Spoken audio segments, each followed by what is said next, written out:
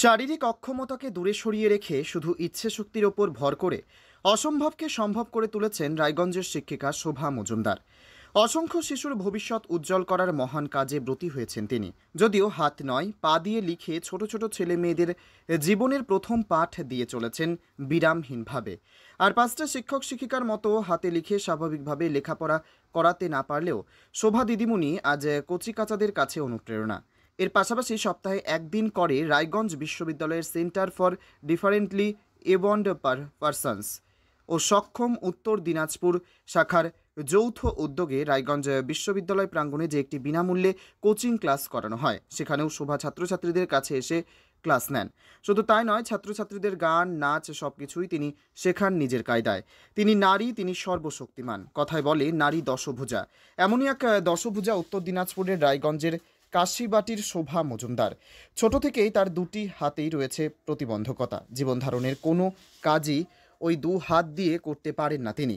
দুটি হাত অক্ষম হয়ে যাওয়া শোভা কিভাবে লিখবেন তা নিয়ে যখন পরিবারের সদস্যরা চিন্তিত, তখন নিজেই নিজের দুই পা ব্যবহার করে লিখতে শুরু করেন। প্রথম দিকে অত্যন্ত কষ্ট হলেও পরবর্তীকালে পায়ের সাহায্যে পড়াশোনার পাশাপাশি বাড়ির অন্যান্য কাজও করতে শুরু করেন শোভা। মায়ের চেষ্টা ও নিজের অক্লান্ত পরিশ্রমে একে একে স্কুল, কলেজ ও বিশ্ববিদ্যালয়ের গণ্ডি পেরিয়েছেন সফলভাবে। টানাটানির সংসারে এমন শারীরিক প্রতিবন্ধকতা মেয়ের উপেক্ষিত হয়ে থাকার ছবি আকছাড় দেখা যায়। কিন্তু ছোট থেকেই দু চোখ ভরা স্বপ্ন শোভার। তাই সব বাধা পেরিয়ে 2011 সালে রাঙাপুকুর প্রাথমিক বিদ্যালয়ে শিক্ষিকা হিসেবে যোগ দেন তিনি। স্কুলের চাকরির শুরুটা খুব একটা সুবিধার ছিল না তার কাছে। অভিভাবকদের একাংশ শোভাদেবীর কর্মক্ষমতা নিয়ে চিন্তিত ছিলেন। সেই সব চিন্তা দূর করেছেন তিনি। ভরসা জুগিয়েছেন স্কুলের সহশিক্ষিকাদেরও। অনুপ্রেরণা হয়েছেন ছাত্রছাত্রীদের কাছে। গায়ে লিখেই কচিকাচাদের অ, আ, ক, খ শেখাচ্ছেন। স্কুলের পড়ুয়াদেরও পছন্দের শিক্ষিকা শোভা ম্যাডাম। এদিন শোভা মজুমদার কি বলেছেন শুনুন। আমি নিজে যখন আমি জন্মেছিলাম তখন আমার মা বাবাকে অনেক কথা বলছে এবং মা বাবার সেটা শুনতেও হয়েছে।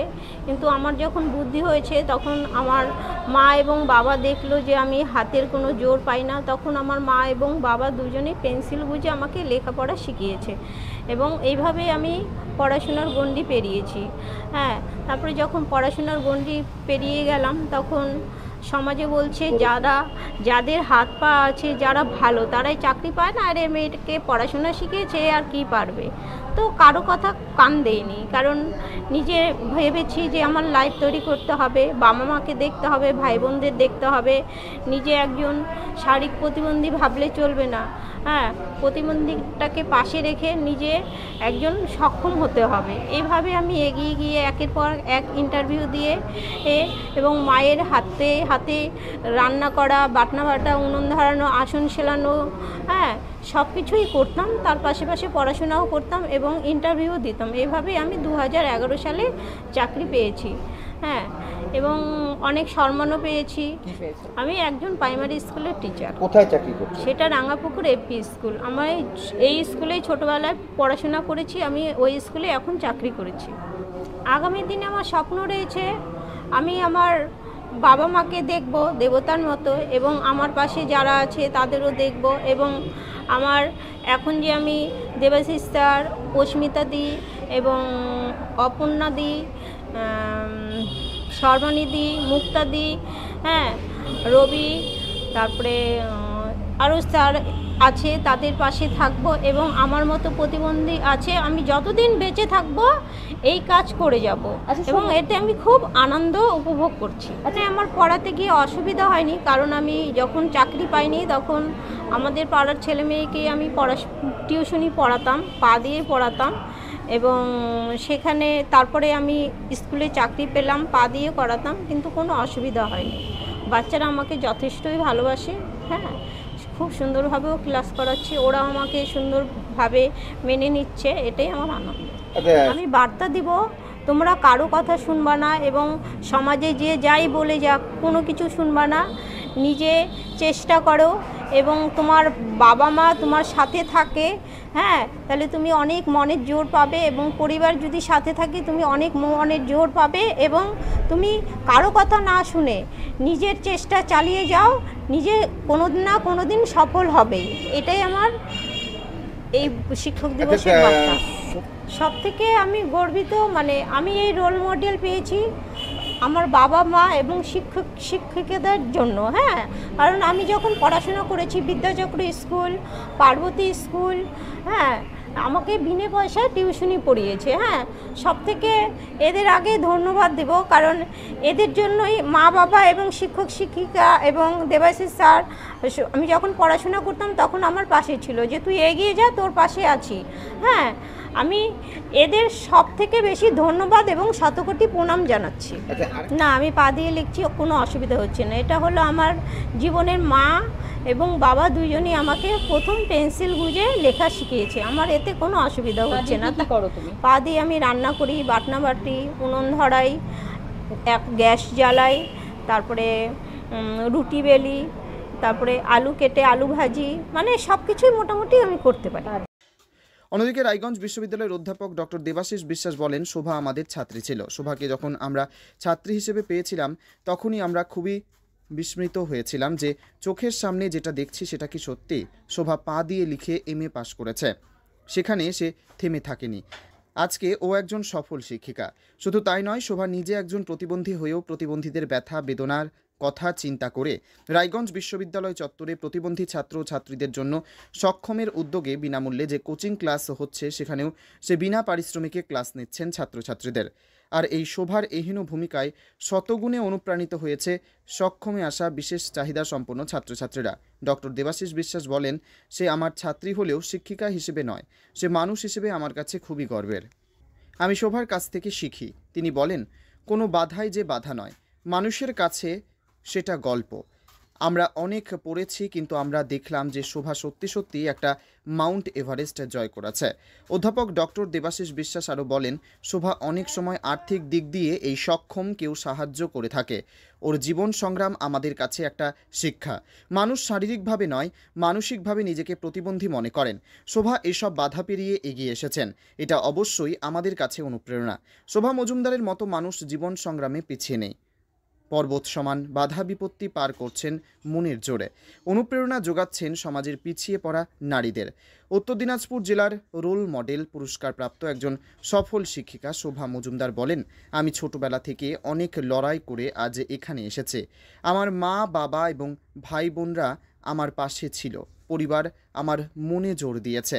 এছাড়া কলেজের শিক্ষক শিক্ষিকারা আমার পাশে ছিল এবং তারা বলতো, সবসময় তুই পড়াশোনা চালিয়ে যা, আমরা তোর পাশে রয়েছে। এই অনুপ্রেরণায় আমি লড়াই করে গেছে। আমার সবসময় একটা লক্ষ্য ছিল, আমাকে নিজের পায়ে দাঁড়াতে হবে এবং সমাজকে দেখিয়ে দিতে হবে। এই প্রতিজ্ঞা নিয়ে আমি এগিয়ে গিয়েছে এবং আজ আমি নিজের পায়ে দাঁড়িয়েছে। আমরাও প্রতিবন্ধীরাও যে কিছু করতে পারি সেই লক্ষ্যটা আমার ছিলই ছোটবেলা থেকে। তাই প্রতিবন্ধীকে প্রতিবন্ধকতা না ভেবে আমি এগিয়ে গিয়েছি লড়াইয়ের ময়দানে এবং আজ আমি নিজের পায়ে দাঁড়িয়েছে। এদিন অধ্যাপক ডক্টর দেবাশিস বিশ্বাস আর কি বলেছেন শোনাবো।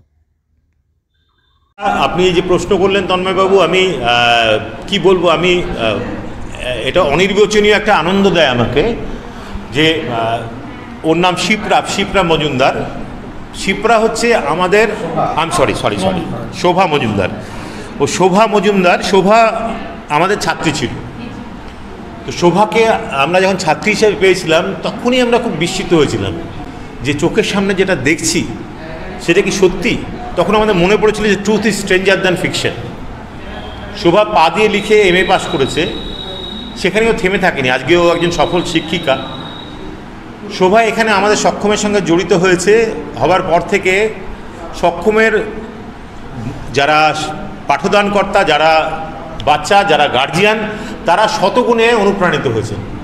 এবং ও আমার ছাত্রী হলো, আমি বলি যে শিক্ষক হিসেবে নয়, একজন মানুষ হিসেবে শোভা আমার কাছে অনুপ্রেরণা। আমি শোভার কাছ থেকে শিখি। শোভা আমাদের সবার কাছে অনুপ্রেরণা। কোনো বাধাই যে বাধা নয় মানুষের কাছে, সেটার গল্প আমরা অনেক পড়েছি, পঙ্গুং লঙ্ঘয়তে গিরি। কিন্তু আমরা দেখলাম যে শোভা সত্যি সত্যি একটা গিরি, একটা এভারেস্ট, মাউন্ট এভারেস্ট জয় করেছে। যে বাধার মানে মেইন স্ট্রিমিং হওয়ার যে বাধাটা, সেটা ও জয় করে, শুধু তাই নয়, ও কত দূর থেকে আসে। তাকে আমরা বলেছিলাম যে অন্তত যাতায়াতের খরচটা সে নিক, কিন্তু সে সেটা প্রত্যাখ্যান করেছেন। তিনি সেটা প্রত্যাখ্যান করেছেন। প্রত্যাখ্যান করে শুধু তাই না, তিনি তার সাধ্যমতো সক্ষমকে আর্থিক সাহায্যও করে থাকেন। তো শোভা আমাদের শুধু অনুপ্রেরণা নয়, আমাদের যারা এই ধরনের, আমি একজন অভিভাবক বিশেষ, ভাবে সক্ষম বাচ্চার, আমাদের কাছে শোভা একজন কিন্তু প্রেরণা, শোভা এবং শোভার পরিবার, অবশ্যই শোভার মা এবং পরিবার আমাদের কাছে প্রেরণা।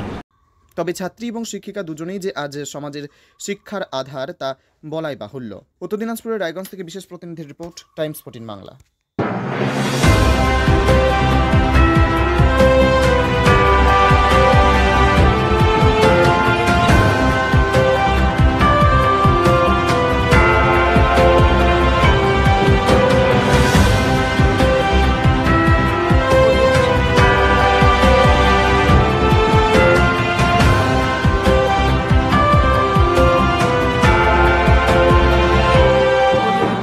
আপনি কি কিডনি রোগে ভুগছেন?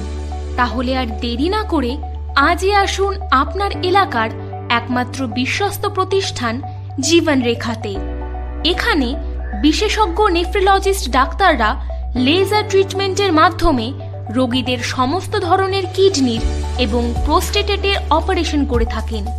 রোগী দেখছেন nephrologist doctor Arkaprabha Chakraborty, SSKM hospital, Kolkata. Doctor Sunil Kumar, Apollo hospital, Kolkata. Doctor Pinaki Mukherjee, NRS hospital, Kolkata. এছাড়াও এখানে প্রতিদিন অপারেশন করছেন ও বহির্বিভাগের রোগী দেখছেন ইউরোসার্জন ডক্টর আতার কাশিম, PG হসপিটাল, কলকাতা। তাছাড়াও এখানে স্বাস্থ্যসাথী কার্ড ও ওয়েস্ট বেঙ্গল হেলথ স্কিমের সুবিধা রয়েছে। আমাদের ঠিকানা রায়গঞ্জ, উকিলপাড়া। বিশদে জানতে কল করুন 8373066655 অথবা 8373066644 এই নম্বরে।